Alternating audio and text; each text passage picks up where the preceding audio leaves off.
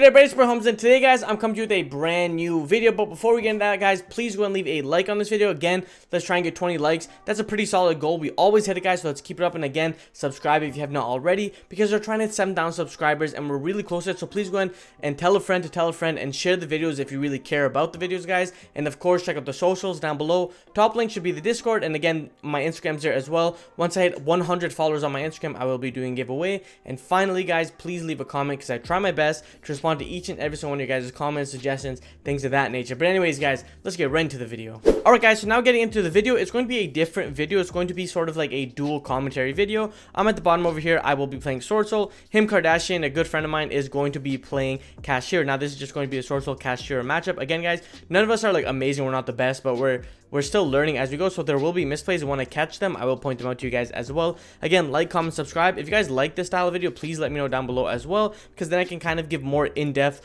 opportunity stuff like that. So again, the rock paper scissors goes, I end up winning, so I just decided to go first. Of course, like, why would you not want to go first in this type of format? Again, unless you're playing blind second. But again, we look at the hands, guys, and my hand is Taya, Ash Blossom, Vishuda, Ash Blossom, and Swordsoul Emergence. Again, double Ash Blossom. Like, what can I do? I always open doubles no matter what, and you guys will literally see it. Like, it's uncontrollable. And then my opponent has Cosmic Cyclone, Kashtira Fenrir, Infinite Impermanence, Terraforming, and Kashtira Big Bang. So it's not that good of a hand, but Terraforming Fenrir can be pretty nasty. Same with Cosmic Cyclone, Infinite Impermanence. And I believe that this is on Raphael Nevin's list, so that's why he's main decking the Cosmic Cyclone. And then my list is going to be just the regular list that I posted, which is my undefeated profile, guys. But anyways, yeah, so starting off with the video, guys, before I actually start this turn, let me know what you guys would do. Kind of make a mental note, or just comment down what you guys would do, and I'll explain my line of thought as well. So looking at my hand over here, I'm like, okay, you know what? I have Taya. I can Emergence into Long Yuan as well, but if my opponent has an Infinite Impermanence, I really get stuck here. So I was like, okay, you know what? Let's try and kind of bait it out and see what happens. So I go activate Swordsoul Emergence, try and bait hand traps, things of that nature. You just want to see what it is. He ends up not kind of responding, so I'm like, okay, cool. There's no Ash Blossom because they always Ashen. Then I go Long Yuan discard, especially summon out Long Yuan, summon out the token here, and then I go normal summon Taya, Swordsoul of Taya, as I'd say. Then I go normal summon Taya, and then this will go ahead and banish to go ahead and summon a token. So here he was thinking on if he wants to imperm here, or if he doesn't want imperm here, not being able to kind of go into Baron. I wanted to see, like, okay, if he imperms, I can kind of like sculpt my play around. But like I said, for hindsight 2020, I definitely should not have Long Yuan completely. So just Emergence, gone for a Taya play, and then continued from there, and then kind of bait the imperm. Regardless, he does decide to imperm my Taya after a little bit. He ends up negating my Taya, which is perfectly fine. Again, I mean, it's going to enable a lot, but from here, what I do is I'm like, okay, you know what? There was no Ash Blossom, there was no imperm, so I can technically push through. If I want to, I can technically make a Baron, burn, and pass, but I need more than that, especially against Kashtira. The way that they play, it's not enough. So I'm like, you know what? I'm just going to kind of push through it and then see what I can do, and knowing that Kashtira doesn't play imperm, of course, so or Nibiru, sorry, because again, it gives them a token, they can't remove the token. So I was like, you know what? I'll go into Shishao and I'll do some saucy plays. So I went Chainlink 1 Shishao, and then of course you go Chainlink 1 Taya, and then from here, Taya can go ahead and dump a Shuna, and then Shishao will banish Blackout because you want to be able to play. And there's a specific monster that's very good against Kashtira. But anyways, yeah. Another thing is, I was thinking about, I'm like, oh man, if I had the Dragon of the Abyss, it'd be really nice here, because again, they always have the field spell, but it doesn't matter. Banish Blackout. Blackout goes ahead and summons the token, which would be right here. And then I was like, you know what? I can go into Baron still, but I still don't think that's enough, honestly.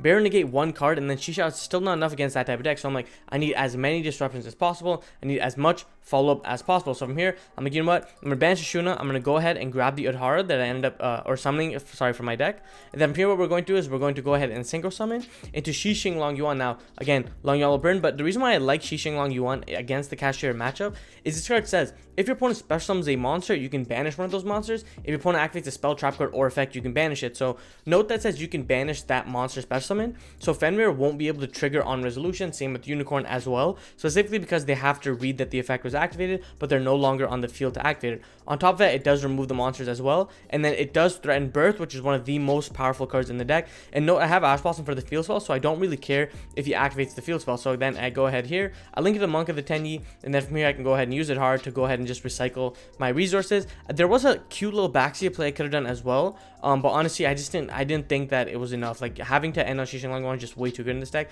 especially when you have a Shuna for follow play, decent follow play, and you threaten game as well. So again, my opponent draws, ends up drawing Wraiths off. It kind of sucks because he has the Terraforming, but he sequences it to kind of check for an Ash Blossom or bait it. So he activates Terraforming. Of course, you're not going to Ash Blossom that. I'm holding Ash Blossom for mostly, honestly, I'm holding it for like Theosis, maybe a Prosperity for 6, something like that.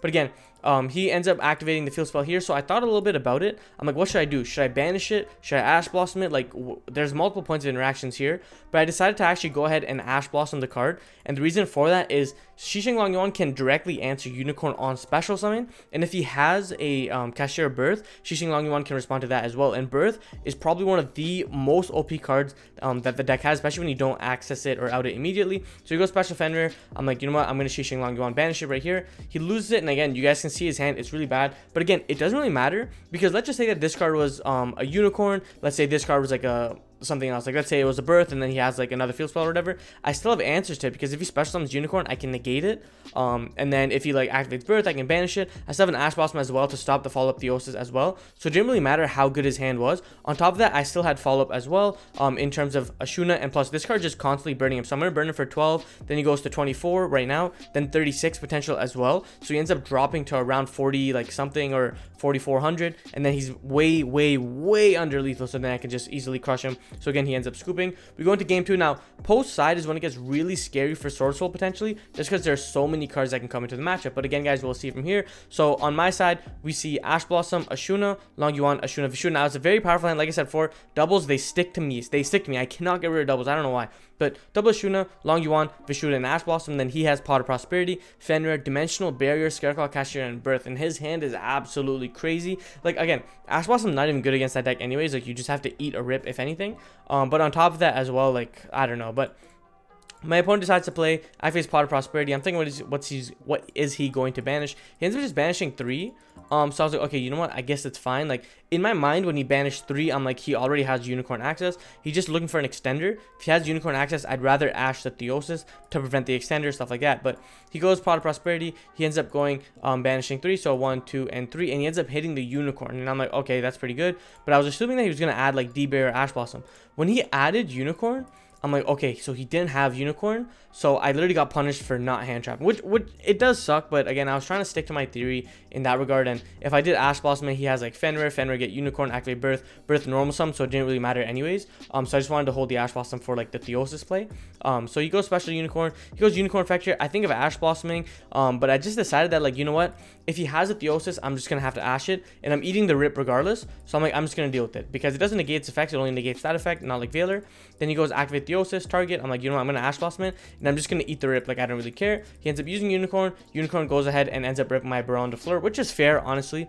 Usually you want to like kind of get rid of like the more generic potent cards that they make the most often. And I play 2 Shisha, I play 3 Monk or 2 Monk. I play double Baxia as well. Like, what's he gonna rip? Chao Feng? It's not that good. But he ends up activating Birth. I'm like, okay, so he had the Birth, so his hand was absolutely nuts. If you think about it, he has the extender, D-Bear as well. I'm like, okay, I'm gonna try my best to play through this. He activates Fenrir. Fenrir goes ahead and adds him Kashtira Rise Heart. So I'm like, he either has Scareclaw in hand already, or he didn't have it and he just wanted the Rise Heart. But he goes, gets Rise Heart. From here, he ends up banishing Kashtira Fenrir. I think this was a misplay as well. I think banishing Big Bang would have given him 1 more point of disruption, depending on what happens. But you guys will see what I mean later on. But from here, he ends up banishing the top 3 cards. We ended up checking my, I didn't banish 3, I only banished 2. We ended up checking and it was double Moyi anyways, so it didn't really matter in that regard. And you guys will see, so he ends up making Kashtira Rise Heart, and then a Rise Heart over here will go ahead, and then he ends up saying D-Bear as well. So it's very powerful board, especially that Birth is still on the board. I end up drawing, it's a Moyi, and like I said before, the other card was going to be a Moyi anyway, so it didn't really matter, even though I did not banish him. But from here, we end up going, I'm like, okay, you know what? My win con is Vishuda out the Rise Heart and try to play.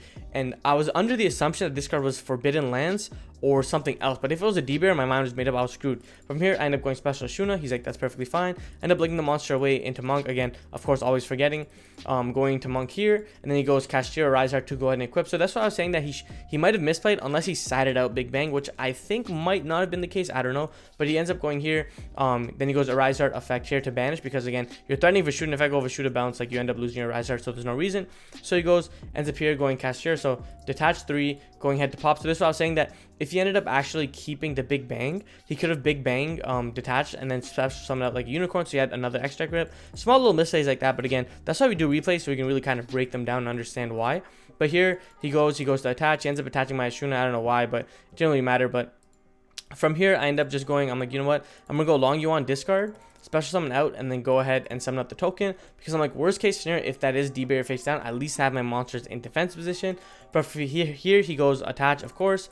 Again, he attaches one of his guys, and then he flips D-barrier, and I'm like, oh my gosh, like he had D-barrier too. Like that hand was crazy, and I'm on Rise Art, and he still had D-barrier. And again, like I said before, guys, not a lot of the Kashtira players are even ending on like the big board as well. Like it's too risky, especially post side. But he ends up doing this, gets D-barrier, Rise Art goes ahead and attaches. This guy's gonna have 5 million material. He ends up getting Donner Dagger. I was wondering why he didn't get Garura. It was a little weird. But from here, I'm like, okay, my only other play is banish Vishuda. Vishuda will go ahead and bounce, and then I'll go banish Ashuna. Ashuna will go ahead and summon Mapura. And then I was like, okay, like I can still play, like I can still synchro. And then I realized that he D-barriered me. So I'm like, you know what? I'm just gonna pass my turn here, see what happens. He still has Birth. He still has Scareclaw Kashtira as well. So he ends up activating Birth, and then Birth can go ahead and I can't remember. Yeah, of course you get Unicorn. Unicorn effect. Unicorn goes ahead and summons out Theosis. Theosis goes ahead and gets Fenrir, and then Fenrir goes ahead and gets some Rise Up, which is a follow up. And again, if he reads that the last card in my hand is Nibiru, he has no reason to overextend as well. It says because you can just end on a Zeus with so many other disruptions as well. So he ends up going here. He ends up overlaying his monsters away into Diablosis the Mind Hacker, not using the effect. No reason, just because you don't want to open yourself up to like a random hand trap.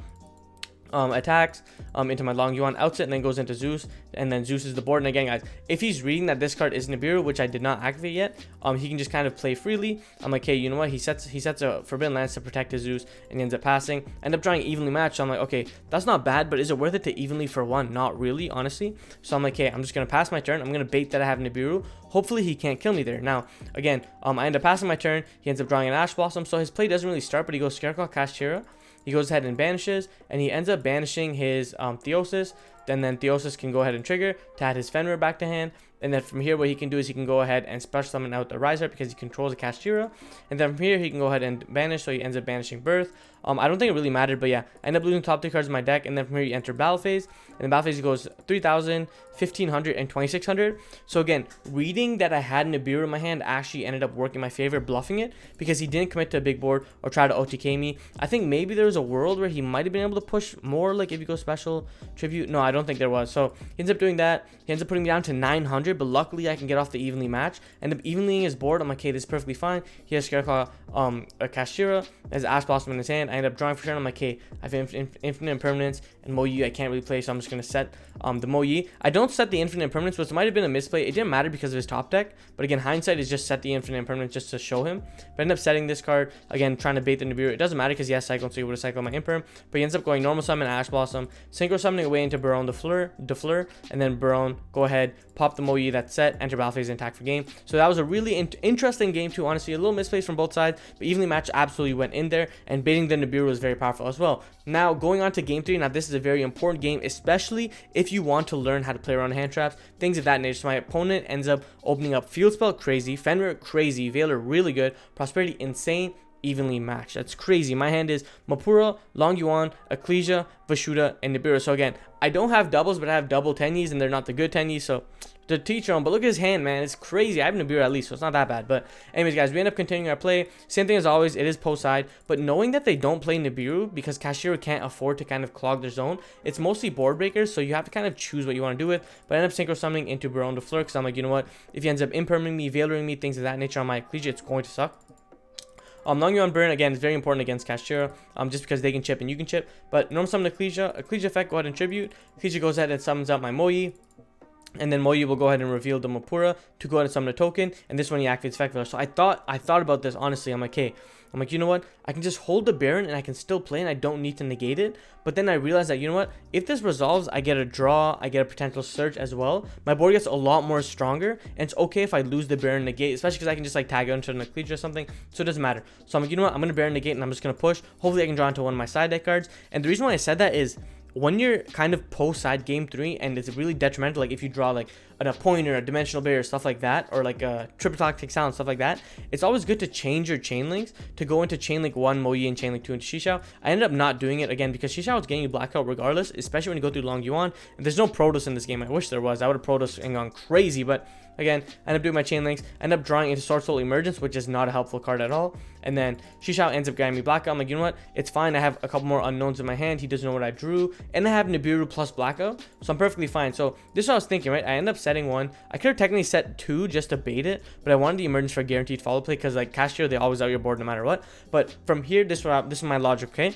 Like I have a Baron on board, it's 3000 attack. It is a vanilla, but if he doesn't out it, I can get a free pop. I have a Shisha who's an effect filler, and then I have a Blackout who's a pop as well. And Shisha always gets value because you get the monsters right away, right? On top of that, I have Nibiru, the Primal Being. So as long as I have Nibiru Emergence, I literally have an FTK because I nib the entire board. Then I Emergence for Taya Banish, and fully OTK him. From here, he ends up drawing for turn, and he draws Unicorn. Look at his hand, it's crazy. Field Spell, Fenrir, Unicorn, Prosperity, Evenly. I'm like, man.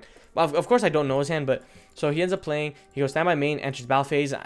Well, as soon as they enter battle phase, you start looking at your cards, like flipping them up, trying to see. But he ends up activating evenly matched. I'm like, okay, you know what? My mind's made up. I'm gonna get rid of Baron. I'm gonna get rid of my Blackout, of course. It does suck. Like I was hoping that I could have gone value out of Blackout. It doesn't matter. Here, he ends up going activate Theosis, or sorry, not Theosis, Wraithsoth, the field spell. Field spell goes ahead and grabs him Riser. So basically, when he ends up grabbing Riser or Scareclaw Kashtira, it does tell you a lot that he either has Fenrir and Unicorn already, or he has a way to get to them. So from here, he activates Prosperity, maybe to dig for like a Dark Ruler or something else from the side deck. So he ends up going 3, 4, 5, 6. He ends up banishing 6, and then he ends up going for his thing. So he gets Scareclaw, Rizart, Kashtira, whatever. But this is the thing with Kashtira, and this is why a lot of people complain. Look at what he milled. He ended up Gamma, dead card, Double Veiler, dead card, or Double Veiler, Double Evenly, dead card. Imperm's like, okay, and then he has Extender plus Unicorn. So I'm like, okay, I wonder what he's going to add here. He ends up adding the Kashtira. So now he for sure has Unicorn. So I'm holding the Shisha no matter what. I think his order of operations could have been better, maybe if Prosperity first, because I know that he has double Extender now, so there's no reason to kind of push. But again, puts the cards back, and then he continues on with his play. And Wraithsoth's really good because, again, it makes Shangri-La be able to pop a card. Very underrated. I'm trying to get that card off the board as well. But yeah, so he puts the card back, and then he goes ahead and continues. Special summoning out Kashtira, Unicorn. Declaring effect, I'm going to Shisha negate it again. The first card is eating a negate no matter what. There's no reason to not, because then they just end up getting some sort of nasty plays. So I just don't want to give up to it. Especially when they end up doing that, like that Dark Arm Dragon card. That card is crazy. But I end up negating the Unicorn because I was afraid. He ends up special summoning out the Rizart, and then using Rizart's effect, I believe. I'm not sure. Yeah, so he ended up using Rizart. So he ends up banishing the Big Bang. So it was interesting. In game 2 he didn't, but game 3 he did. So maybe maybe he ended up realizing, but it doesn't matter. He goes Scareclaw Kashtira.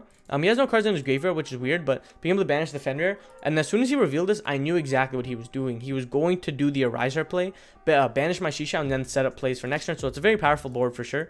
He ends up overlaying into his Ariser. The other play he could have technically done is overlay into Shangri-La, especially on the monster, and like try and play from there. But it gets really weird because like you have like a pop with a Fenrir, but having a banish with a Dryden effect, and then always attaching with macro is very powerful as well. So he ends up doing this.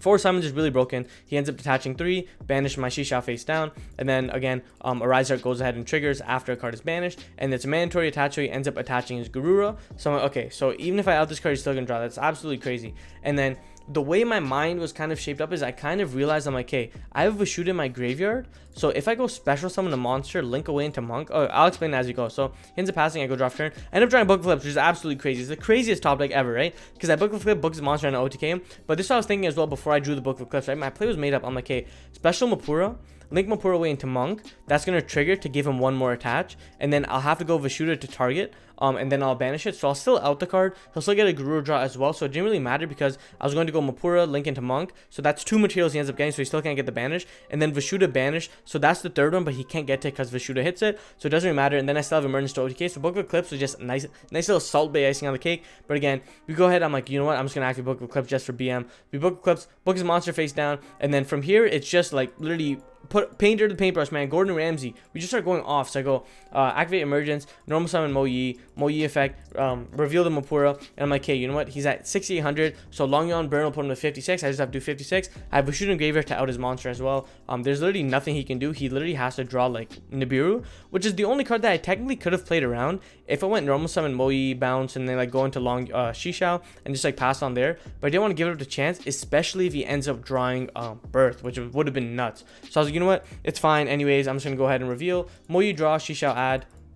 And drawing opponent is like really good here as well, because even if he ends up drawing Nibiru or nibbing me and then he draws for turn afterwards, I still have a pointer to answer topic, so it doesn't matter. And then from here I go ahead and I'm like, you know what, I'm gonna go ahead Long Yuan discard, some this, some the token. I technically could have synchroed, but I think I lost the Baron. Yeah, so I lost the Baron off the evenly, so I technically could have gone into like a Cheng Ying play, something like that, but it didn't really matter because you want to guarantee the out. So I go Vashuda, bounce the face down card, which is a Rizard. Guru goes ahead and triggers. I'm like, hey, you know, if you draw something, he draws something. He ends up drawing Kashtira Birth. So think about that. if I didn't out his monster properly, or I didn't go for game, he would have drawn Birth, and he would have drawn another top deck on top of that, with the potential to just push through my board, because it's not going to be that good. Of course, I have a pointer in Nibiru or whatever, but it doesn't really matter. Now I go ahead and synchro away into Cheng Ying, and Cheng Ying gets really fat. He gets so big, because again, so long on Burn for 12, but if you think about this, they almost always have banished cards, and it's constantly recurring. So this is 6, he has 10 banished, and then I have 5 banished, so it's 15. So he's at 4,500, and your opponent's losing 1,500 attack as well, so they can't really attack any of your monsters, especially when they can't check Shisha. It gets a little scary, but